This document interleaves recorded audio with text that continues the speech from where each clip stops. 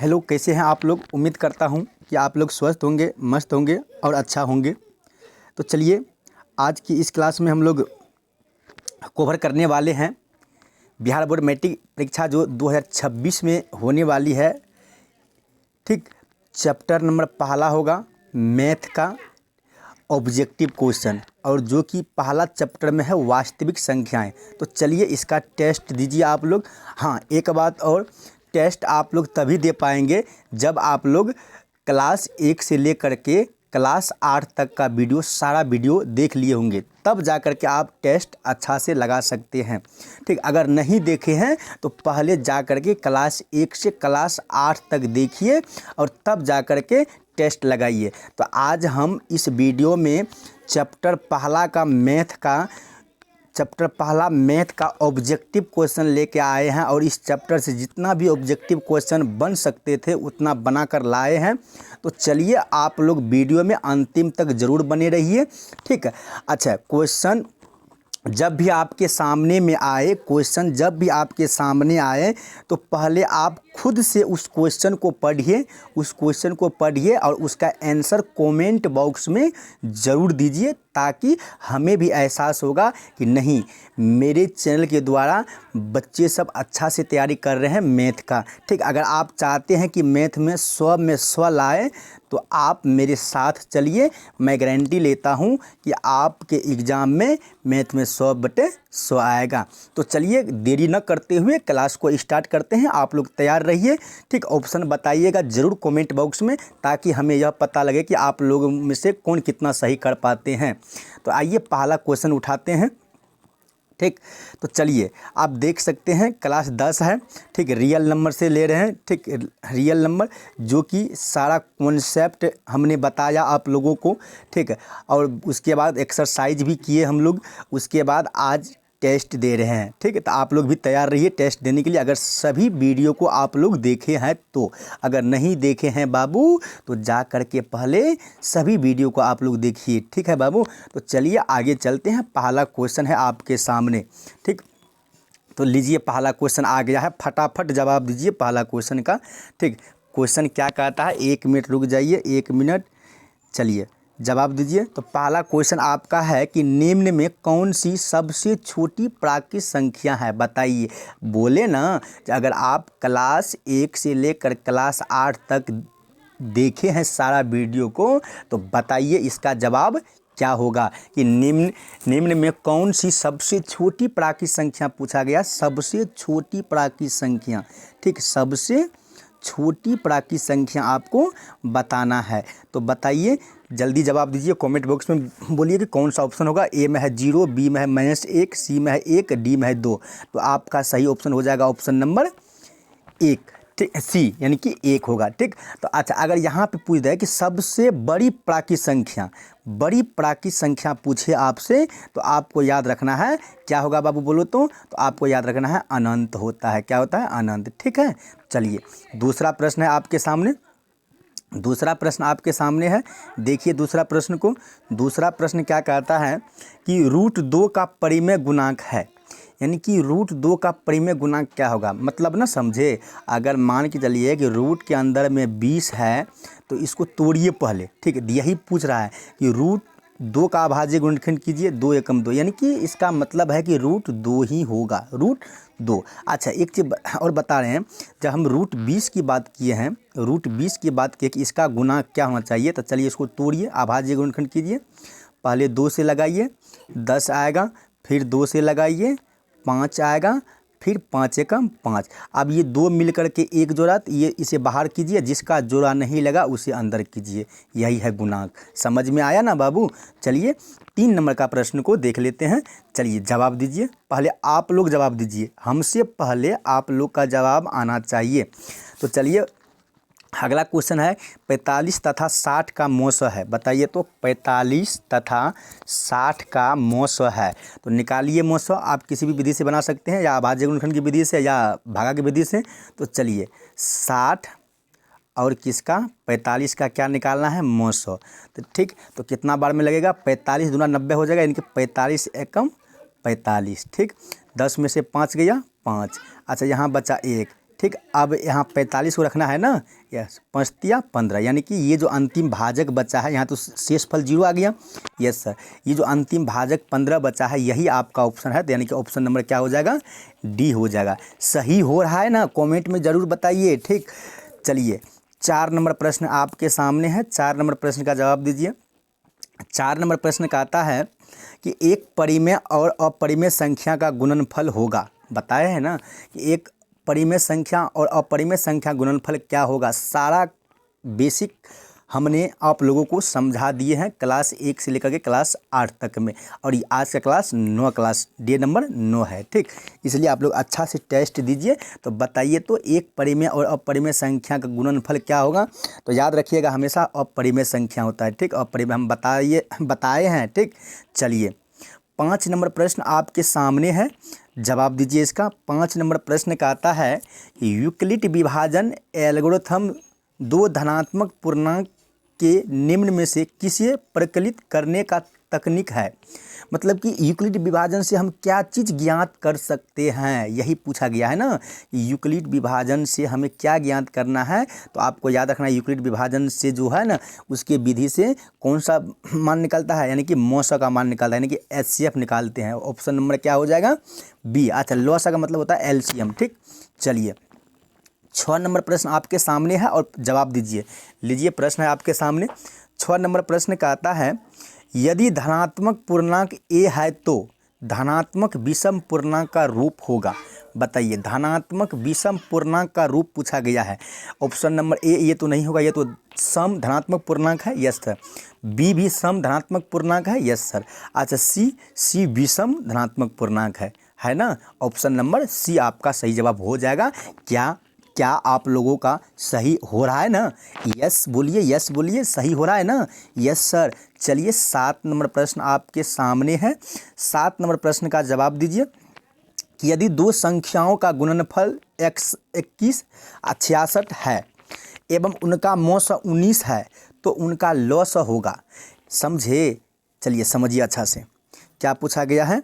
देखिए क्वेश्चन में दिया गया है क्या कि 2 संख्याओं यानी कि a गुना b बराबर क्या होता है HCF गुना LCM, ठीक, LCM, ठीक। अच्छा, 2 संख्याओं का गुणनफल कितना दिया, ये दोनों संख्या गुणनफल दिया है, कितना दिया है बाबू, 21 और 66 दिया है, ठीक, 21 66, ठीक। अच्छा, उसके बाद और क्या दिया है, मौसा दिया है कितना, 19, यानी कि HCF की जगह पर 19 रखेंगे, यस, गुना निकालना है LCM, यही निकालना है ना। चलिए LCM निकालते हैं। अच्छा, ये 19 गुना में है, 19 गुना में है, बराबर की इस साइड लाइए, भागा में आएगा, ठीक। क्या था एक बार देख लेते हैं कि 21 66 बटे क्या हो जाएगा 19, अब बराबर बच जाएगा इधर क्या LCM बच जाएगा, क्या बच जाएगा LCM बच जाएगा। अब 19 से भागा लगाइए, 19 से भागा लगाइए और आंसर प्राप्त कीजिए, यानी कि 19 एकम 19 है, ठीक। 21 में से 19 गया 2, ठीक। फिर 19 एकम 19, यानी कि आपका ऑप्शन नंबर बी होगा, यानी कि 114 आएगा LCM, यानी कि लॉस। समझ में आ रहा है ना, क्या आप लोगों का सही हुआ। अगर सही हुआ तो ऑप्शन हमसे पहले ऑप्शन डालिए कमेंट बॉक्स में, ठीक। चलिए अगला क्वेश्चन आपका है 8 नंबर क्वेश्चन है आपका, ध्यान से देखिए कि यदि a बराबर 2 पे पावर 3 गुना 5, यानी कि a बराबर 2 पे पावर 3 गुना 5 और b बराबर 2 पे पावर 4 गुना 7, तब लॉस होगा। यानी कि लॉस, यानी कि LCM मांग रहा है, तो LCM मांग रहा है, तो बताइए LCM क्या होगा, बताइए आप लोग ज़रूर खुद से बताइए। LCM मतलब समझे कि 2 कितना है 3 बार है, तो 2 गुना 3 गुना 5, ठीक। फिर यहाँ देखिए b में, ये तो a बराबर है ना, यस सर। अब b बराबर क्या होगा, तो b बराबर होगा 2 गुना 4 गुना 7, ठीक। अब ये सबको गुना कीजिए, आपका आंसर मिल जाएगा। देखिए आपका ऑप्शन कौन सा सही होगा, ये क्वेश्चन का आंसर आप लोग खुद से बताइए, ठीक। तो चलिए अगला प्रश्न है 9 नंबर प्रश्न आपके सामने है। बताइए 9 नंबर प्रश्न, यदि m एक धनात्मक पूर्णांक है तो धनात्मक विषम पूर्णांक का रूप होगा, यानी कि धनात्मक विषम पूर्णांक का रूप पूछा है तो आपको याद रखना ऑप्शन नंबर क्या हो जाएगा बाबू, 4m+1, क्योंकि ये धनात्मक विषम पूर्णांक है और ये धनात्मक सम पूर्णांक है और ये भी धनात्मक सम पूर्णांक है। ए और सी धनात्मक सम पूर्णांक है और बी जो है ये आपका धनात्मक विषम पूर्णांक है। ठीक, चलिए 10 नंबर का प्रश्न देखिए आपके सामने है। 10 नंबर का प्रश्न, संख्या इतना इतना इतना कौन सी है, कौन सी संख्या है, ये जो लिखा हुआ ये कौन सी संख्या है। देखो ख़त्म नहीं हो रहा है, डॉट डॉट डॉट डॉट चलते जा रहा है, तो इसका मतलब है कि सर ये अपरिमेय संख्या है। ऑप्शन नंबर बी क्या आपका सही हुआ, बताइए, देख जो रहे हैं आपका सही हुआ, फटाफट जवाब दीजिए। चलिए अगला प्रश्न को देख लेते हैं, प्रश्न संख्या 11। चलिए लीजिए पढ़िए प्रश्न को और जवाब दीजिए आप लोग जल्दी में। क्या है, 114 के अभाज्य गुणनखंड में 2 का घात है, यानी कि 114 का जो अभाज्य गुणनखंड करेंगे, क्या बोला गया है अभाज्य गुणनखंड करने के लिए, किसका, 114 का करना है। चलिए कीजिए और इसमें देखना कि 2 का घात कितना होगा। ठीक, तो 2 से लगाइए, 2 पंचे 10, ठीक, 2 पंचे 10। अच्छा यहाँ फिर 2 सत्ते 14, 1 मिनट 2 का घातांक, अब ये क्या से खाएगा, अब ये 3 से, 3 एकम 3, 3 नम 27, यानी कि 2 का घातांक पूछा है। क्वेश्चन तो गलती नहीं हो गया, यहाँ 140 होना चाहिए ना, 140 होना चाहिए। ठीक, टाइपिंग में मिस हो गया है। अब देखिए कि 140 यहाँ आप मान लीजिए कि 140 है। ठीक, और 140 में 2 का घात बताना है, तो चलिए 2 का घात बताते हैं। इसका अभाज्य गुणनखंड कीजिए, 2 से 2 7 14, यानी कि 70 आएगा। यस सर, फिर 2 से ही लगेगा, 35 आएगा। ठीक, अब ये क्या हो रहा है जी, 114 के अभाज्य गुणनखंड में 2 का घात क्या होगा, 2 का, या तो ऑप्शन गड़बड़ है, 2 का घात 1 ही होना चाहिए और इस हिसाब से 2 का घात 2 है, मतलब 2 ठो है। ठीक, ऑप्शन में गड़बड़ी है बाबू। ठीक, ऑप्शन आप लोग देखिए। ठीक, या 114 का भी तो 1 ही होगा ना, 2 का घात 1 ही है ना। ठीक है, अच्छा अगर 140 लेते हैं तो 2 का घात 2 आता है। ठीक है, ऑप्शन में गड़बड़ी है कहीं पर। ठीक, ऑप्शन में अगर 114 है तो यहाँ 1 ही होना चाहिए। ठीक, अगर 140 है तो यहाँ 2 होना चाहिए, 2 का घात। तो चलिए अगला प्रश्न को देख लेते हैं। 12 नंबर प्रश्न है आपके सामने कि यदि ए और बी अभाज्य संख्या है तो ए और बी का लॉस होगा, ए और बी का लॉस। तो याद रखिएगा सी नंबर, ए गुना बी क्या होगा, ए गुना बी। ठीक, तो चलिए 13 नंबर प्रश्न आपके सामने है और आप लोग इस प्रश्न का जवाब दीजिए। ठीक, 2 परिमेय संख्याओं का, तो चलिए अगला प्रश्न आपका, 2 परिमेय संख्याओं के बीच अधिकतम कितनी परिमेय संख्या हो सकती है। सबको पता है अनंत, क्या अनंत। ठीक, चलिए 14 नंबर प्रश्न लीजिए, आपके सामने आ गया, फटाफट जवाब दीजिए। 14 नंबर प्रश्न क्या कहता है कि निम्न में कौन अभाज्य संख्या है, अभाज्य पूछ रहा है कि कौन सी संख्या अभाज्य है। अभाज्य का मतलब पता है ना, कि जिस संख्या का गुणनखंड केवल 2 हो, एक वो अपने आप से कटे और एक उसे 1 काटे। ठीक, तो उसी को हम अभाज्य संख्या कहते हैं। तो बताइए 15, 23, 12, 13, ये इस चारों ऑप्शन में से कौन सा अभाज्य संख्या है। तो आपको याद रखना है, आपका सही ऑप्शन हो जाएगा ऑप्शन नंबर बी, यानी कि 23, ऑप्शन नंबर बी। ठीक, चलिए अगला प्रश्न देख लेते हैं। 15 नंबर प्रश्न का जवाब दीजिए। 15 नंबर प्रश्न आपका, 2 सह अभाज्य संख्या का मौस है। बताइए, बताया है ना कि सह अभाज्य संख्या का मौसा क्या होता है, 2 सह अभाज्य संख्या का मौसा क्या होगा। तो आपको याद है ना, तो सर 2 सह अभाज्य संख्या का मौसा 1 होगा ना, ऑप्शन नंबर क्या हो जाएगा, डी हो जाएगा ना। चलिए बाबू अगला प्रश्न आपके सामने प्रस्तुत है, इस प्रश्न को पढ़िए और जवाब दीजिए फटाफट। क्या कहा गया है, 2 अभाज्य संख्याओं का मौसा, 2 अभाज्य संख्याओं का मौसा तो क्या होगा 1, 2 अभाज्य संख्या का मौसा 1, यानी कि ऑप्शन नंबर सी हो जाएगा आपका सही जवाब। ठीक, तो चलिए अगला प्रश्न को देख लेते हैं। अगला प्रश्न आपका है, 1 मिनट रुक जाइए। 17 नंबर प्रश्न आपके सामने है कि 2 क्रमागत संख्या का मौसा, क्रमागत मतलब होता है लगातार, क्या होता है लगातार, क्रमागत मतलब क्या होता है लगातार, जैसे 1 2 3 4, यानी कि वही पूछा गया है कि 2 क्रमागत संख्या का मौसा। तो आपको याद रखना है 1, यानी कि ऑप्शन नंबर ए हो जाएगा सही। ठीक, चलिए 18 नंबर प्रश्न आपके सामने है। चलिए पढ़िए प्रश्न को और जवाब दीजिए इसका। कि कहा गया है कि दो क्रमागत सम संख्याओं का मौसा, क्रमागत मतलब समझ रहे हैं कि लगातार, यानी कि लगातार कौन संख्या लेना है, तो बाबू सम संख्या लेना है। जैसे 2 लिए तो 2 के बाद सम संख्या कौन आया, 4 आया ना, तो यही दोनों का क्या पूछा है, मौसा पूछा है। तो निकाल के देखिए यही दोनों का मौसा निकाल के 2 दूना 4, इसका मतलब ऑप्शन नंबर बी हो जाएगा। ऑप्शन नंबर बी यानी कि दो क्रमागत सम संख्या का मौसा क्या होगा, 2, यानी कि ऑप्शन नंबर बी हो जाएगा आपका सही आंसर। ठीक, चलिए 19 नंबर प्रश्न आपके सामने है। 19 नंबर प्रश्न का जवाब दीजिए आप लोग। ठीक, क्या कहा था 19 नंबर प्रश्न कि सबसे छोटी अभाज्य संख्या और सबसे छोटी, एक मिनट, सबसे छोटी भाज्य संख्या और सबसे छोटी अभाज्य संख्या का मौसा पता है ना। सबसे छोटी भाज्य संख्या बताइए तो सर 4, ठीक है। अच्छा, सबसे छोटी अभाज्य संख्या सर 2, और इसका मौसा पूछ रहा है तो लगाइए मौसा, जो बड़ी संख्या उसको रखिए बीच में, तो यानी कि मौसा क्या हो जाएगा 2। ऑप्शन नंबर आपका बी हो जाएगा सही जवाब। ठीक, चलिए 20 नंबर का प्रश्न देखिए। और 20 नंबर प्रश्न आपके सामने है कि 96 का अभाज्य गुणनखंड का मतलब गुणनखंड क्या होगा। 96 का अभाज्य गुणनखंड क्या होगा, तो चलिए 96 का अभाज्य गुणनखंड कीजिए, आप लोग कॉपी लीजिए आगे में और कीजिए। तो 96 का क्या करना है, अभाज्य गुणनखंड करना। 2 से लगाइए, 2 चौका 8, 2 8 16, ठीक।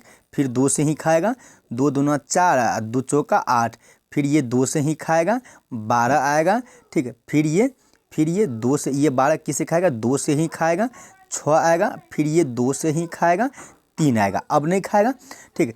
1 2 3 4 5, तो देखिए ऑप्शन में आपका सी हो जाएगा। 2 पे पावर 5 है ना, और गुना 3, यही 3 तो बचा है ना, यही 3 बचा है ना। ठीक, क्या आप लोगों का सही हो रहा है ना, यस सर, यस सर। तो चलिए अगला प्रश्न को देखिए। अगला प्रश्न आपके सामने है। ठीक, चलिए 21 नंबर प्रश्न देखिए। 21 नंबर प्रश्न क्या कहता है, ध्यान से, हाँ बेटा, ठीक। तो अगला प्रश्न आपका है, ध्यान से देखिए क्या कहता है प्रश्न कि 6,8 एवं 22 का लॉस और मौस का अनुपात है। ठीक, 6, 8 एवं 22 का लॉस और मौस का अनुपात है, यानी कि लॉस और मौस। सबसे पहले क्या करेंगे, हम एलसीएम निकाल लेते हैं। किसका किसका, 6, 8 और 22 का। देखिए ध्यान से क्या करना, अनुपात पूछा है बाबू, अनुपात। ठीक, किसका, लॉस का और मौस का। ये जो संख्या दिया है आपके सामने, इसका पहले अभाज्य गुणनखंड कीजिए, इसका लॉस निकालिए और मौस निकालिए, उसके बाद अनुपात में आंसर लाइए। कैसे लाना है समझिए अच्छा से। तो 2 से 2 तिया 6, हम डायरेक्ट बना रहे हैं, 2 चौका 8, फिर 11। अब तो कटेगा नहीं, नहीं सर। अच्छा, 11 चौका 44, 44 तिया कितना होगा बाबू, 44 तिया होगा 3 तिया 9 और 4 तिया 12, 129, 129 गुना 2 कीजिए, तो 9 दूना 18 और 2 दूना 4 1 5 और 2 1 2, 258। क्या आ गया है, क्या आ गया 258, तो सर 258 जो है ना एलसीएम आ गया है। तो इसको याद रखिएगा आप लोग। ठीक, 258 कितना है एलसीएम बाबू, यहाँ लिखिए एलसीएम कितना है, यहाँ लिख रहे हैं 258। ठीक, अब निकालना है एचसीएफ। ठीक, तो 6 का अभाज्य गुणनखंड तो 2 गुना 3 होगा, यस सर। अच्छा, 8 का अभाज्य गुणनखंड तो 2 गुना 2 गुना और 2, यही होगा, यस सर। अच्छा, 22 का अभाज्य गुणनखंड क्या होगा, 2 गुना 11। ठीक, अच्छा ये दोनों मिला करके तो एक जोड़ा हुआ, तीनों मिला करके। ठीक है, अब और मिल रहा है सर, अब तो नहीं मिल रहा है, नहीं मिल रहा है, नहीं मिल रहा है। तो इसका मतलब एचसीएफ कितना आया बाबू, एचसीएफ आया 2। ठीक, अच्छा एचसीएफ 2 आया तो क्या करेंगे, अब इस स्टेप को समझिए। अब क्या करना है ध्यान से, अब 258 एलसीएम आप भागा एचसीएफ कीजिए। ठीक है, तो अब इसको काटिए, 2 एकम 2, 2 दूना 4। ठीक है, उसके बाद 2 एकम 2 और 2 दूना 4 और 2 नमा 18। ठीक, तो इसका मतलब है कि आपका जो है आंसर, 1 मिनट रुक जाइए, बटे 1, यानी कि इसका जो होना चाहिए 129 अनुपात 1। ठीक, ऑप्शन में है कहाँ बाबू, यहाँ तो 132 अनुपात 1 है, ये कैसे हो गया, 1 मिनट रुकिए, तो 1 मिनट कैसे हो गया। अच्छा, 6 का अभाज्य गुणनखंड 2 गुना 3, 3 गुना 6 होगा। 8 का अभाज्य गुणनखंड तो 8 का अभाज्य गुणनखंड होगा 2 गुना 2, 2 दूना 4, 4 दूना 8, ठीक। अच्छा 22 का अभाज्य गुणनखंड क्या होगा? 2 गुना 11, ठीक। अच्छा ये तो निकल गया HCF, ठीक, 2 निकल गया HCF आ गया, ठीक। अच्छा जिसमें 2 ज़्यादा है उसको ले लेते हैं। 2 दूना 4, इसको लो, 2 दूना 4 और 4 दूना 8, फिर गुना करो 3 से, 8 तिया 24, फिर गुना करो 11 से, ठीक। 24 गुना 11, तो 4 एकम 4, 2 एकम 2, 4 एकम 4 और 2, तो यहाँ आ गया, यहाँ आपका क्या आ गया? 4, 4 दू 6, 2 यानी कि 264, 264 बटे ऐसे कितना है 2।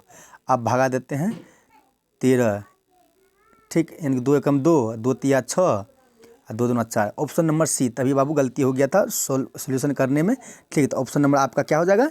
ए हो जाएगा। ऑप्शन नंबर आपका क्या हो जाएगा? ए, यानी कि 132:1, ठीक है। तो क्या करना, इस लॉजिक को कैसे बनाना है, इस प्रश्न को अगर ऐसा प्रश्न आपके एग्जाम में पूछ ले तो कैसे बनाना है?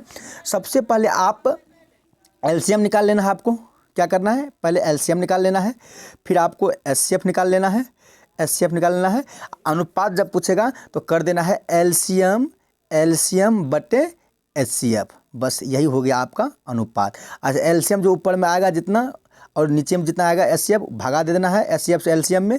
अच्छा ऊपर में जो काट के आएगा तो ऊपर वाला पहले लिखना है, जैसे कि अभी 132 आया था, नीचे में एक बार में लगा था 1, बस इसी तरह अनुपात आ गया आपका। तो ऑप्शन नंबर आपका क्या होगा?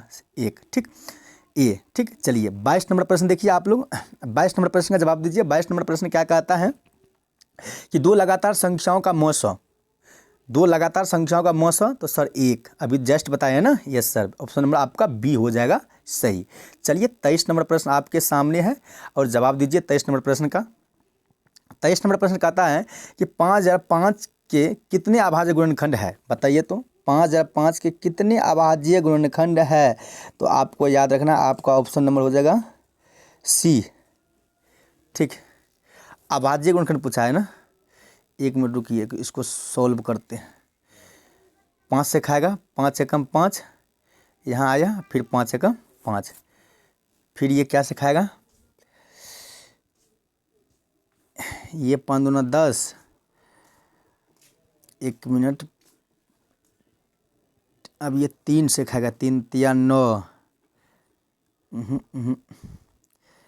सॉल्व कीजिए इस चीज़ को आप लोग, क्वेश्चन कहीं मिस तो नहीं है, 1 मिनट रुकिए देख लेते हैं।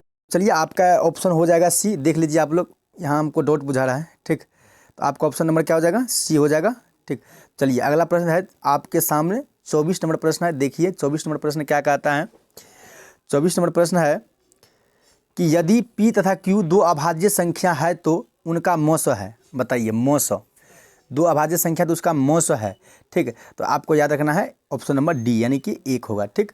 चलिए अगला संख्या देखते हैं। अगला प्रश्न है आपके सामने 25 नंबर प्रश्न कहता है किसी पूर्णांक m के लिए सम संख्या का रूप है, m के लिए सम संख्या का रूप है, ठीक। तो आपको याद रखना है आपका ऑप्शन नंबर हो जाएगा सी, यानी कि 2m। ऑप्शन नंबर क्या हो जाएगा?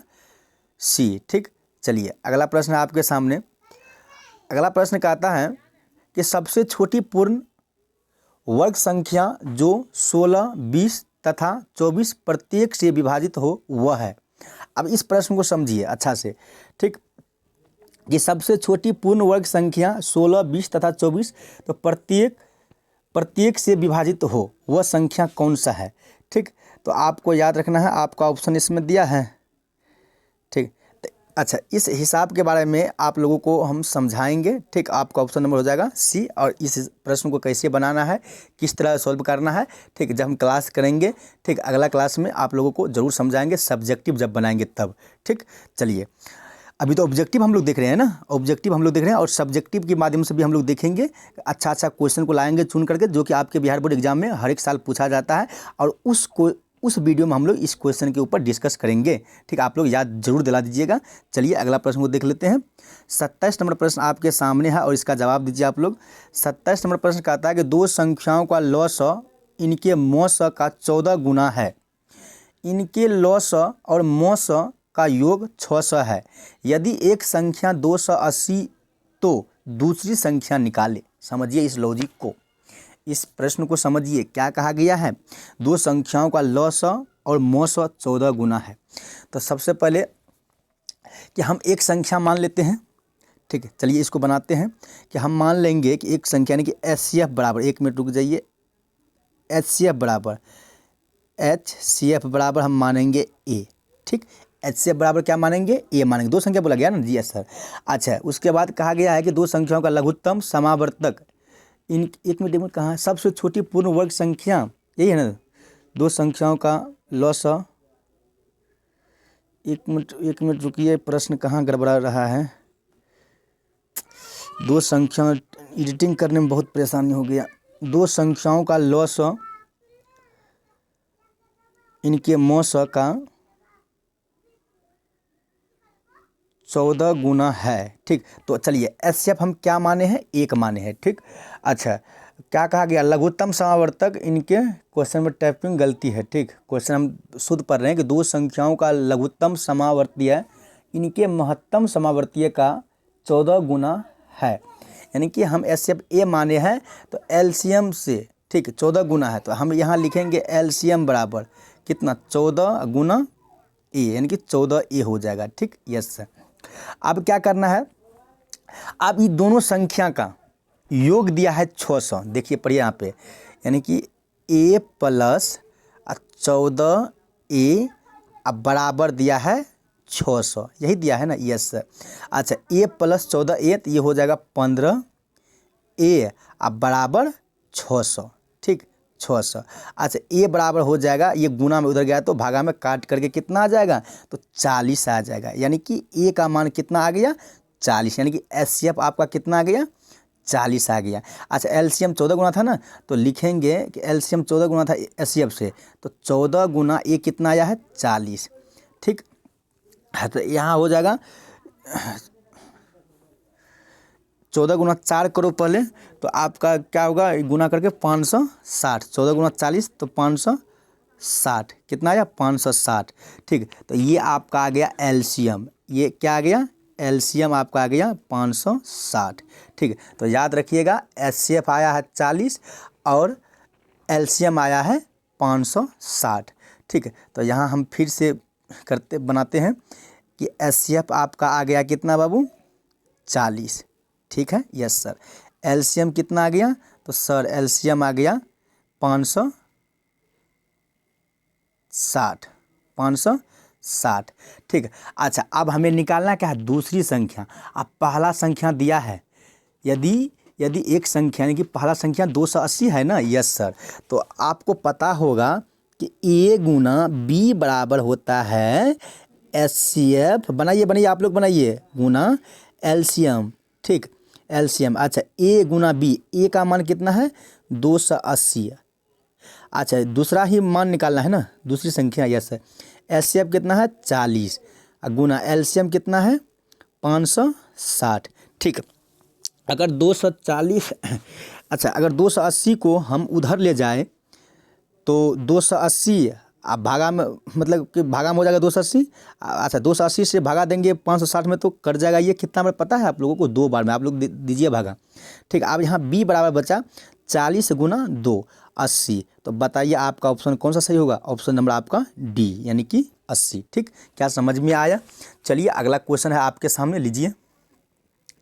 अगला क्वेश्चन है कि 6x पे पावर 4y तथा 12x y का मौस है, ठीक। तो बताइए मौस क्या होगा। तो सबसे पहले हम 6x पे पावर 4y का गुणनखंड, अभाज्य गुणनखंड करते हैं। तो चलिए 6x पे पावर कितना है, 4y, ठीक। तो इसका जब अभाज्य गुणनखंड करेंगे तो यहाँ हो जाएगा, एक में 2 गुना 3 गुना x, क्या गो, 4 गो, x गुना x गुना x गुना x गुना y, ठीक, ठीक है। चलिए अब किसका करना है, अब करना है 12x का अभाज्य गुणनखंड। तो यहाँ से कर लेते हैं 12x y का अभाज्य गुणनखंड, तो 2 से लगेगा, ठीक। फिर 2 से ही, फिर 3, ठीक। उसके बाद गुना x गुना y, ठीक। अच्छा, ये 2 और ये 2 मिल करके एक जोड़ा, ठीक। ये 2 ये मिल के एक जोड़ा, 1 2 बाहर निकाल लो, गुना, ठीक। अच्छा, उसके बाद फिर ये 3 और ये 3 मिल करके एक गुना, ये 3 को भी बाहर निकाल लो। ठीक, अब देखिए, अब बचा क्या, एक्स वाई, यही ना, इसमें भी एक्स इसमें भी वाई।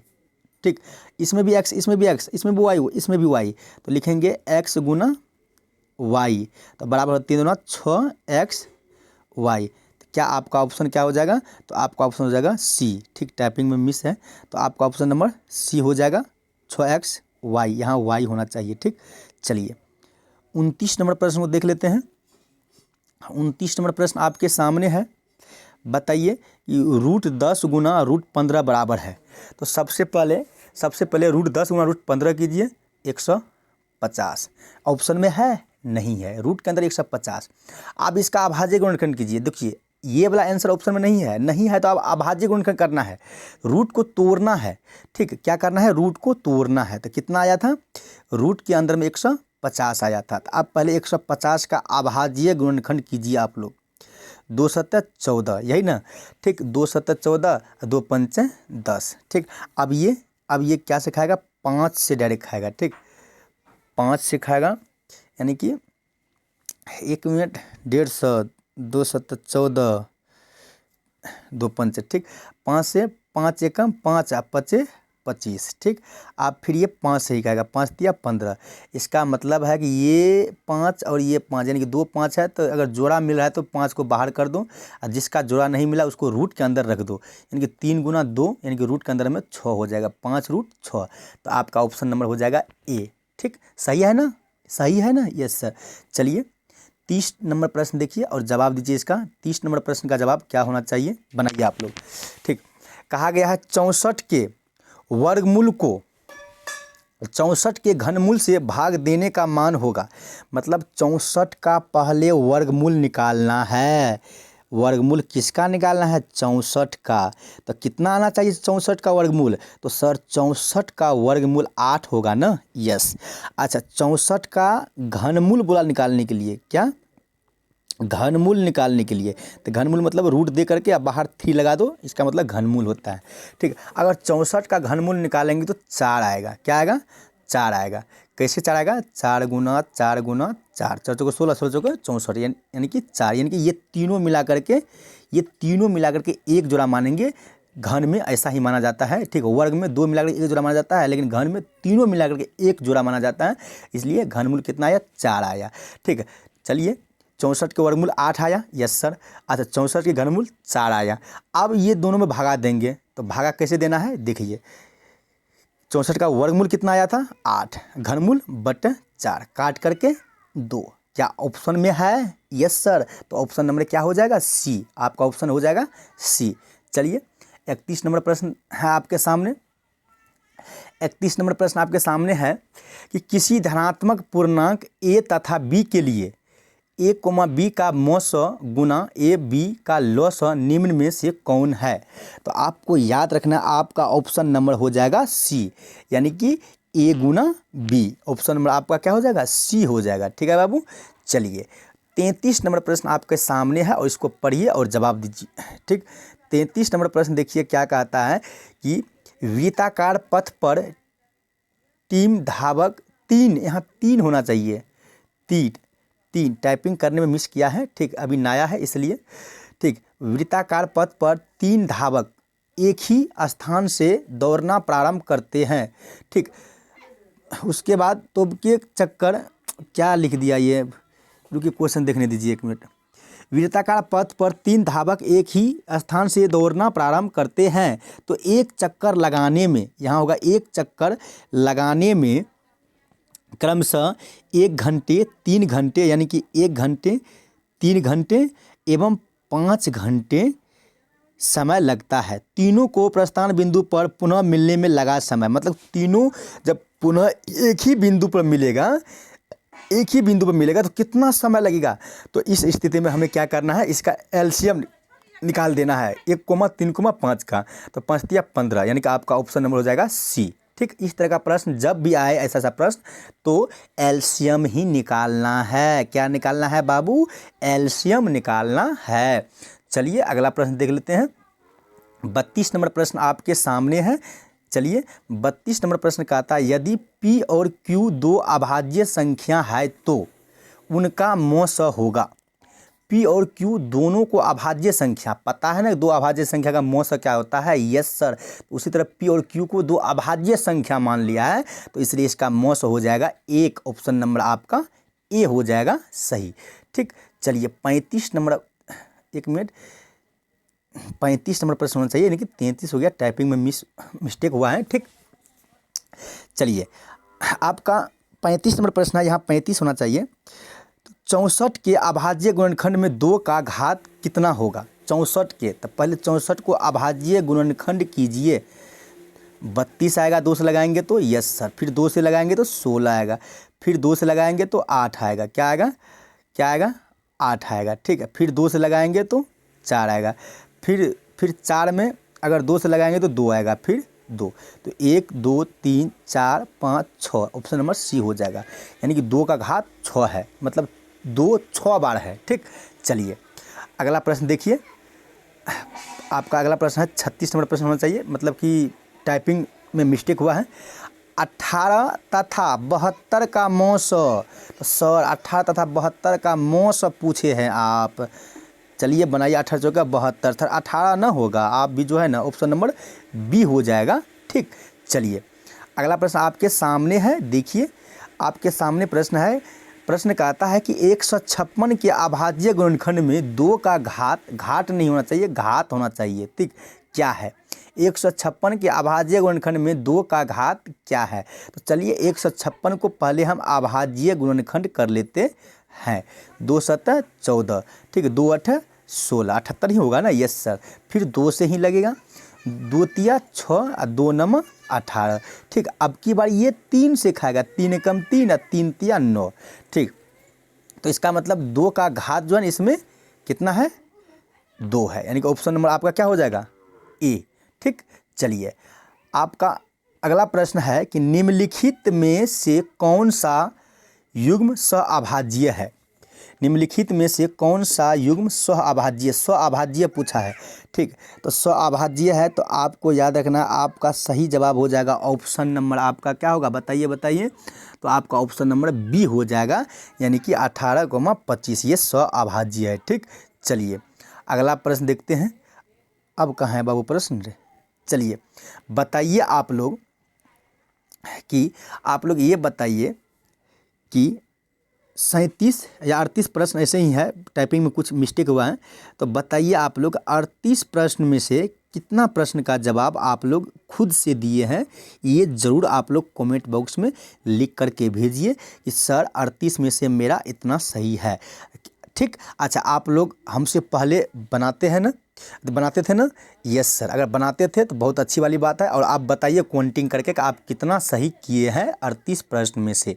ठीक, तो चलिए अगर वीडियो आप लोगों को अच्छा लगा तो वीडियो को लाइक कीजिए। ठीक, वीडियो को लाइक कीजिए, अपने दोस्तों में भी इस चैनल को शेयर कीजिए ताकि वह भी अच्छा से पढ़ सके, मैथ में अच्छा नंबर ला सके। ठीक, तो चलिए मिलते हैं नेक्स्ट वीडियो में। और अगला वीडियो में हम लोग स्टार्ट करने वाले हैं कौन सा चैप्टर नंबर होगा आपका, चैप्टर होगा आपका 8वां, यानी कि त्रिकोणमिति हम लोग समझने वाले हैं, त्रिकोणमिति को समझने वाले हैं। एक एक कॉन्सेप्ट के बारे में हम लोग जानेंगे, तब जा करके हम लोग ऑब्जेक्टिव और इसका सब्जेक्टिव करेंगे। तो आज हम लोग चैप्टर पहला का ऑब्जेक्टिव करवाए हैं, नेक्स्ट वीडियो में होगा तो लेकर के आएंगे सब्जेक्टिव प्रश्न। ठीक है, अब कल से स्टार्ट हो जाएगा त्रिकोणमिति का, यानी कि चैप्टर नंबर 8वां। तो चलिए आज के लिए इतना ही, मिलते हैं नेक्स्ट वीडियो में, तब तक के लिए जय हिंद जय भारत।